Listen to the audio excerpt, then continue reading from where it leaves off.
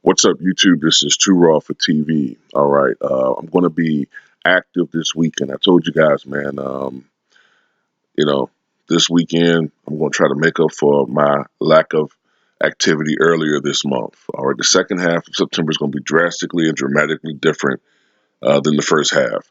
Now, what do I want to say? First of all, if I haven't already done so, I think I have. Shout out to Prince Okeezy for your donation to the channel. I saw that donation the other day. Thank you so much. I feel like I haven't really deserved it, to be honest with you, because I've been very inactive. Like, if I haven't put this out there, I had suffered a pretty bad back injury earlier this month. Then last week I was in a car accident. Not a very serious car accident. I ain't any broken bones, but it just set me back a little further. But I'm fine now, and thank you guys for all your well wishes. But Too Raw is 100% healed. I told you my Wolverine healing factor kicked in. I was like, gosh, fucking ligaments and shit just healing, you know. But if you want to donate to my channel, you can do so via the PayPal or the Cash App. And I strongly recommend you guys to sign up to the Patreon. I was inactive on that one, but I uploaded yesterday and we'll be uploading on that this weekend as well. And having said all of that, shout out to Ticket TV for his video on this subject about James Harden whining about not winning the MVP award. And, it's just getting old with me, with, as far as him, man. He already said something earlier this summer, like about a month ago, crying about, the media narrative is what did it as far as Giannis Antetokounmpo winning the MVP over him, James Harden. But he went on about it again. Uh, he talked about it again about the media narrative. He said, quote, but the media, for sure got some teams they lock in on. We all know that's just what it is. You can't tell me that a guy whose team was a 14 seed at one point last year ended up a 4 seed with everything that was going on, so many injuries, who went on a 32-game, 30-point streak, 8 50-point games, 2 60-point games in one season. All they talk about is Giannis. There's no way. I just had to look at what I could do to get better for next year. You can't pout or be mad, and the kid had an unbelievable season, so did his team. But the things I was putting up were legendary. You're going to look back at 10, 15 years from now and be like, is that really true? Did that really happen? That's some stuff they were doing back when Kareem and all those other guys were playing. But I'm happy we have a team goal of winning a championship, and I'm ready to go right now. Um, this is my thing about him, all right? What you did last year was remarkable. Okay, it was. You were a human video game, all right? 36.1 points per game, the highest scoring average by any NBA player in the past 2 years, I believe. All right. Unbelievable what you did. Okay. But some of these other individuals that you're referencing, as far as only been done a couple times, Michael Jordan, 86-87 season, 37.1 points per game that year. I think he had like 8 50-point games that year. I think he had well over 20 40-point games. Kobe Bryant, of course, 2005, 2006 season, 35.4 points per game that year.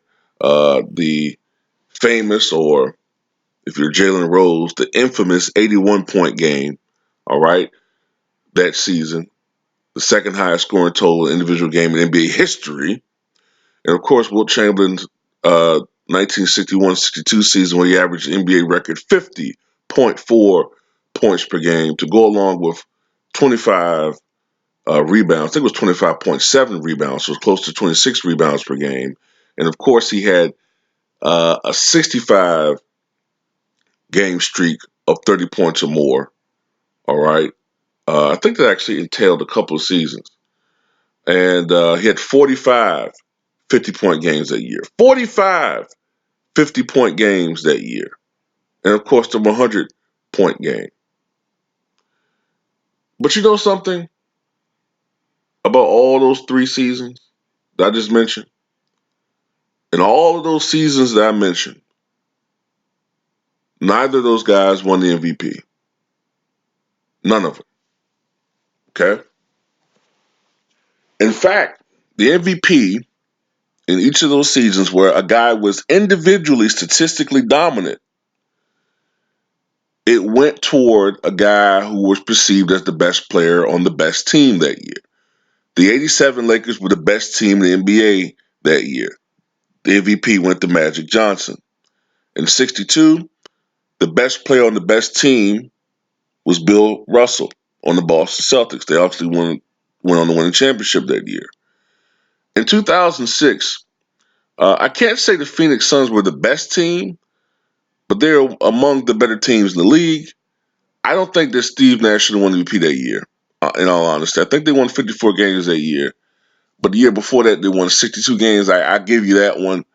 But they gave the MVP to a guy who was the best team on one of the best player on one of the better teams. I actually think that Steve Nash was the beneficiary of an image crisis for the NBA. You can read between the lines what I mean by that. You just had the Malice in the Palace a couple years before that, and the NBA had been hemorrhaging a certain demographic that had been, uh, you know, in the tailspin for the NBA since the Jordan era ended. In fact, you make the argument that since Bird retired, it was starting to trickle off.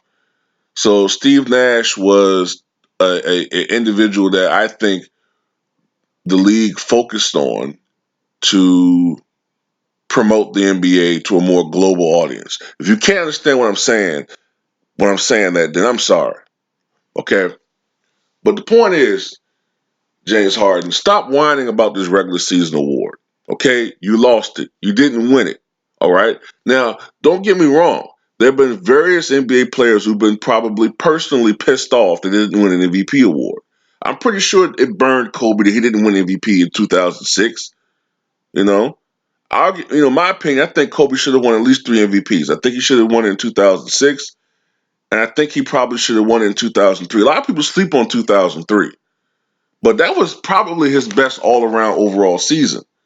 He averaged 30 points per game, about 7 rebounds per game, I think 5 uh, assists per game, over 2 steals per game, and he was shooting the ball like crazy that year. It's the year he set the then NBA record of 12 three-pointers made in an NBA game. He scored 45 points that game. I think it was against the then Seattle Supersonics, if I remember serving correctly. But, that's the year I think Shaq went out with an injury, and that's when he had the 9 consecutive 40-point games, I think it was.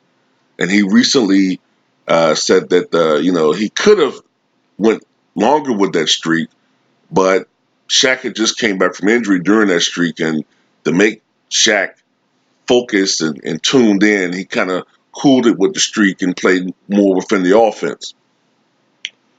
But yeah, and Michael Jordan was privately pissed off that he didn't get the MVP in '97 over Karl Malone.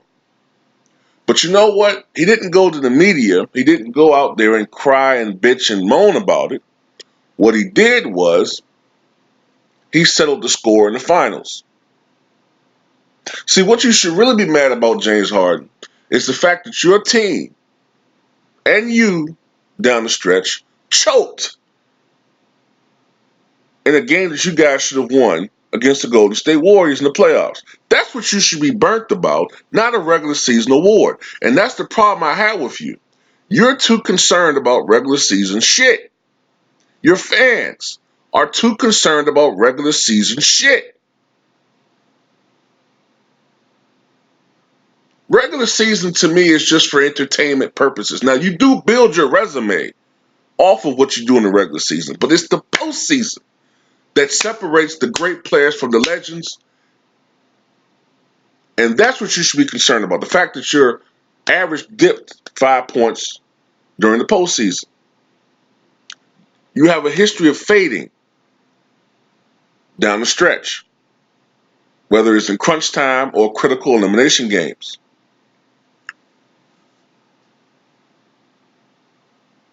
Now,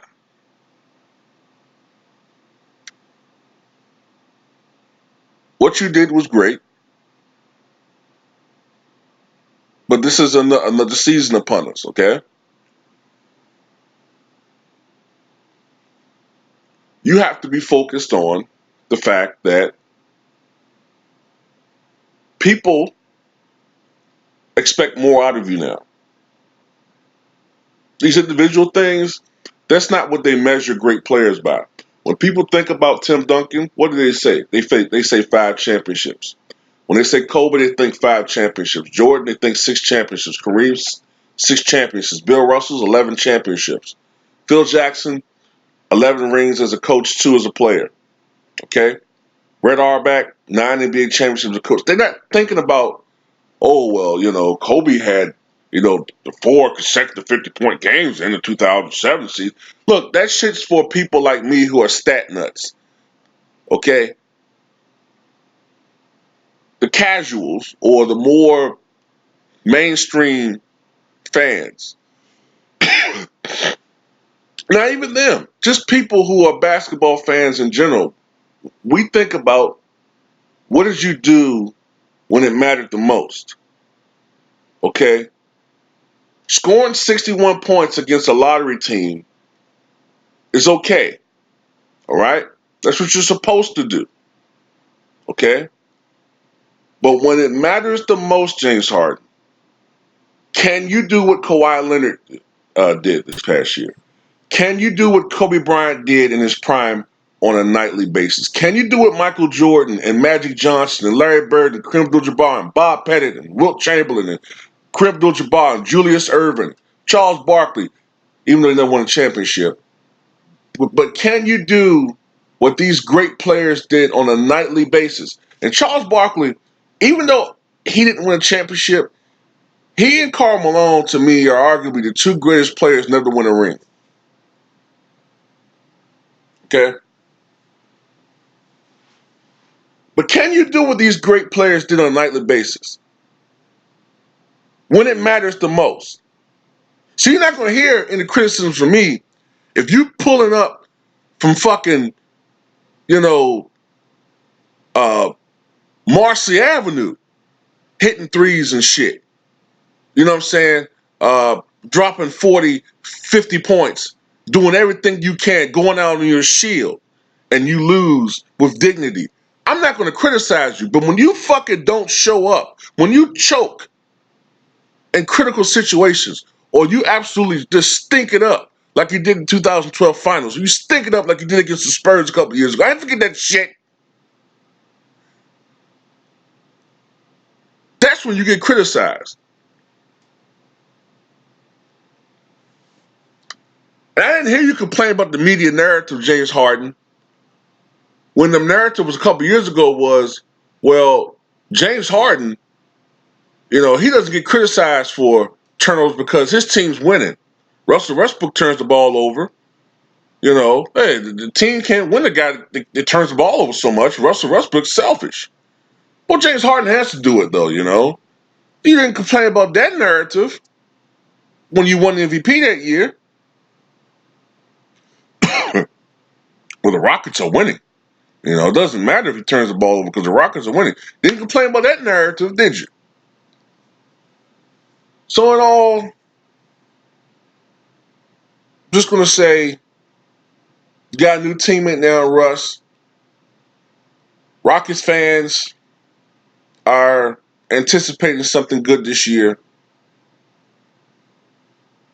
So